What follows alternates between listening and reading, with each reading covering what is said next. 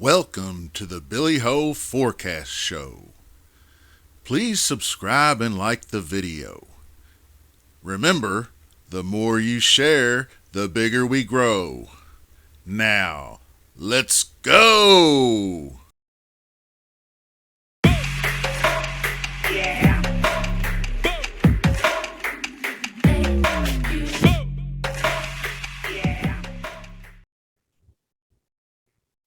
Hello, Billy Ho here. This week we're getting into the AT&T Byron Nelson. And this year it is held once again at TPC Craig's Ranch. Real quick before we get started, I wanted to congratulate the Squirrel Man on winning the Billy Ho contest. Again, that's second time in here recent weeks, brother. Good work. You won some money otherwise in your contest entries. Thanks for posting that. We always love to see it. Throw it out there on Twitter and give Billy Ho a little love. Appreciate you. Now, TPC Craig's Ranch, 7,500 yards, par 72, wide open Zoysia grass fairways. Grip it and rip it. But you don't necessarily need to be long because these holes aren't super long. 7,500 on a par 72 with 4 par 5s is not that long, in my opinion. Now, the front 9 at Craig's Ranch is where you can score some birdies for sure. The first, third, and sixth holes are all par 4s at 430 yards or less. The 2 par 5s are also very gettable on that side, as well as the back 9. Those are 2 easy par 5s as well. And you'll see on the back 9 a drivable par 4. But the rest of those holes are a little bit more challenging than the front 9. So I would say front 9 scoring a little better than the back. And the approach shots are more of the longer irons because there's a lot of layup holes. There's splits and water here and there, even on the par 5s. I saw some people laying it out there, 275, 280, 245, things of that nature. So your approach shots, 150, 175 in that range. Now, also, there are a high percentage shots from 200 plus, as you could imagine with the 4 par 5s. So we'll be looking at that. Very little around the green, and I'm sure you've heard all this if you watched other podcasts. And the monster-sized greens that they have here are bent grass. And they are probably top 10 easiest to hit among the tour. As far as skill set is concerned, I've got them listed right here for you. I did some strokes gained off the tee and added a little bit of driving distance. Of course, strokes gained approach is the most important. I got DK points, par 4s from 450 to 500, birdie or better. 3-putt avoidance, because the greens are so large, are pretty important as well. And there are a couple of narratives you could look at this week. The number one, try to fade the up top guys. I haven't started them. That doesn't mean I'm not playing them. But maybe try to fade them at high ownership, JT and whatnot. Possible look-ahead week for them, PGA Championship. JT and Spieth have already been out to the course this week playing Southern Hills instead of being on site at Byron Nelson.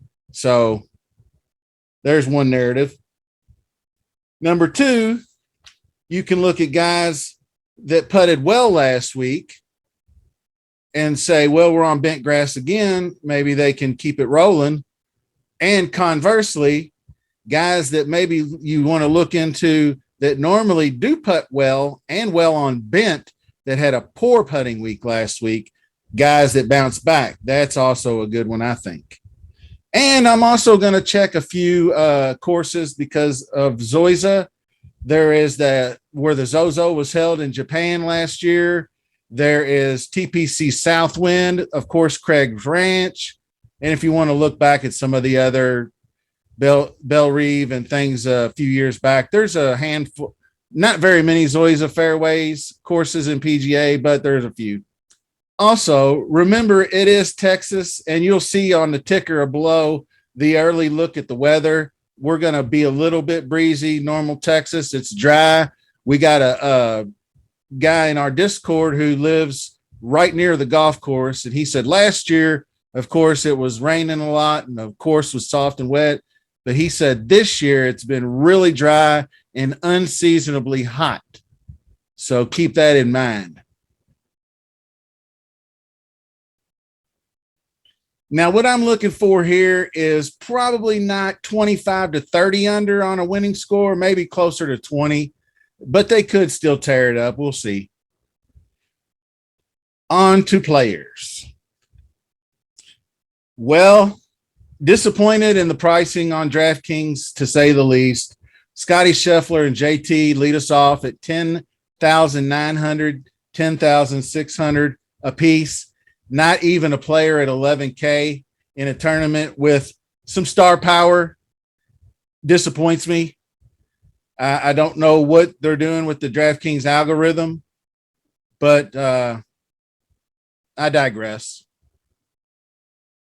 Of course, Scottie is the Texas guy and the win player. He's obviously gelled over the last 6 months into this complete player, Masters win, 4 others. He also played in the Zurich Classic since the Masters win and had the 18th place finish. So maybe he's back down to earth a little bit. So you can play some Scottie. JT's popping number 1 in the model, and he always does. Question with him is, as always, does he find the putter? And Spieth is another one, 10-100. He's been killing it on approach, and for some reason can't find his putter. So look for that this week. Now, the guys that I'm more interested in as we get down to hashtag fade the 10K are these 3 guys right here, Sam Burns, Willie Z, and Joaquin Niemann.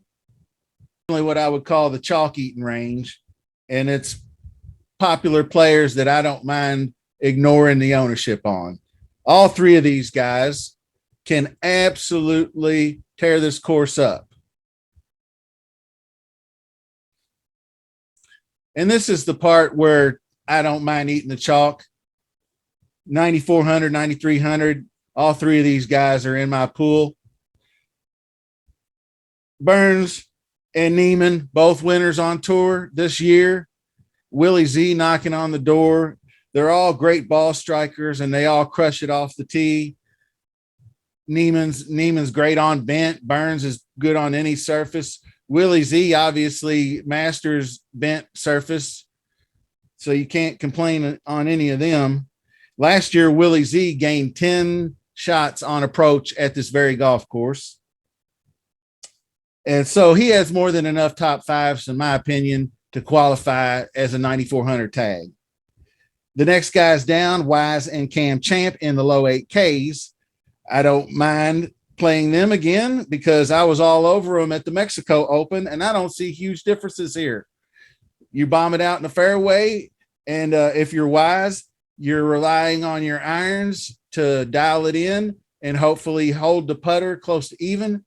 And if you're Champ, you crush and tear up 7-8 strokes off the tee, and you do the same on putting. And that's kind of how they both had their good finishes at the Mexico Open. Now, Lanto Griffin down at 7.7K is just too cheap, in my opinion. He's playing too well to ignore. I know he's going to be popular, 13 to 15%, but he's gaining 7 to 9 strokes in the ball striking category over his last 2 tournaments, and that's just tearing it up. And that's kind of how he was playing actually when he won in Houston a couple seasons back. So, and also his weakness is around the green game, and that is basically negated here. This is one of the easiest courses to navigate around the green, so not much of a problem there. On to Killa Keith Mitchell, 7.5K. And I look for a nice bounce back spot because he burned everybody that played him last week. I was really close to playing him, but I just didn't like the weather conditions and the fairway accuracy. I thought he'd struggle in that category, and he did. He still gained 2 on approach in his 2 rounds too, by the way. So good news is he's back in a wide open fairway where he can gain off the tee with his length. And then more good news is he's actually, as I look, they say play Keith on Bermuda grass greens. Well, when I looked at, and hey, let's take a look while we're sitting here. Killa Keith Mitchell putting. And you can see here, he's actually higher percentage, 7 to 10, at a little bit higher, 10 to 15, and not too far off, 15 to 20, and much better at 20 to 25 feet on Bermuda grass greens. Or I'm sorry, on bent greens. Like I was saying, that was my whole point. Bent grass greens, bent. Sorry. So I like that this week. And there's a few more guys. Of course, there's Luke List down here, and he's 7,400, along with Kurt Kitiyama. I love Kitiyama this week. He still seems to be going overlooked, even though he's, this is a recent form model, last 3 months. Number 1 in approach, number 2 in birdies, 4th in DK points, 200 plus, hitting all cylinders. Strokes gained off the tee. He's got distance. He just doesn't have accuracy, but he doesn't have to worry about that this week. And he's obviously a little bit of struggle bus around the greens, and he doesn't have to worry about that either. So if he's 5 to 7%, bang it. Of course, Luke List down here as well, 7,300, and he's got all the tools to get it done except the putter. And he has legit the last 10 months lost strokes putting in nearly every single event except when he won at Farmers.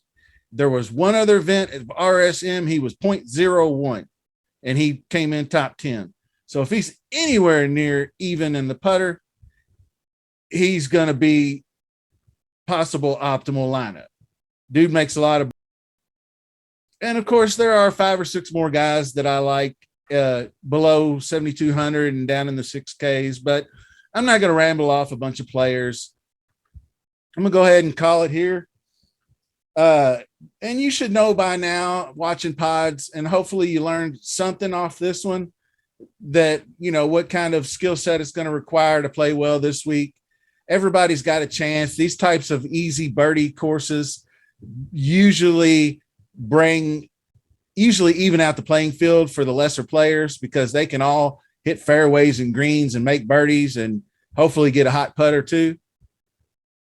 So I appreciate you watching. Please remember to click the clickety-click subscribe, click the like, and leave me a comment. Let me know who you like in that mid 7K range. And until next time, peace.